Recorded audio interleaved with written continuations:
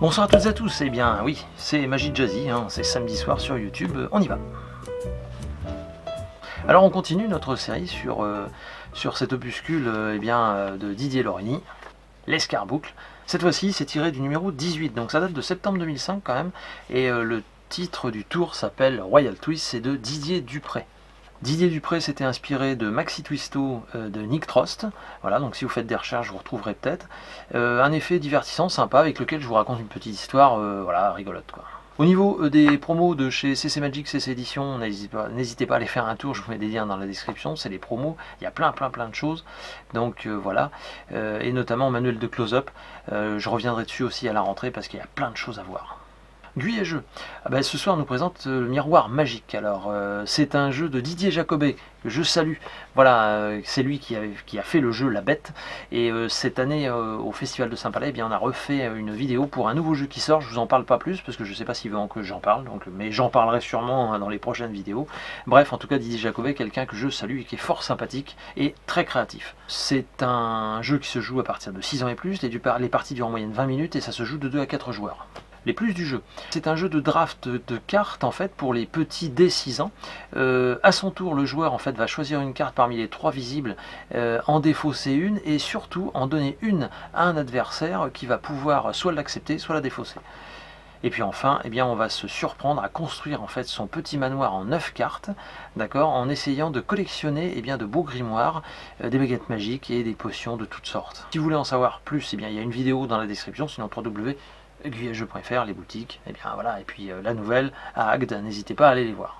N'oubliez pas que la semaine prochaine, il y a Magistral, ok, 30-31 août et 1er septembre, il reste des places, je vous mets le lien du site internet et de la billetterie dans la description, prenez vos places, venez, on pourra se voir après, en plus boire des coups et puis discuter, échanger sur de la magie, donc c'est plutôt cool, prenez vos places.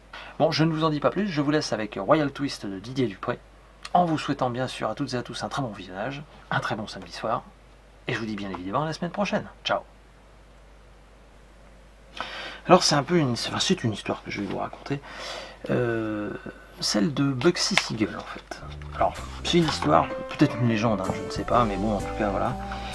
Bugsy Siegel c'était un gangster, celui qui a créé d'ailleurs le premier casino du strip qui est le Flamingo. Mais c'était aussi un joueur de cartes, qui aimait bien tricher bien sûr.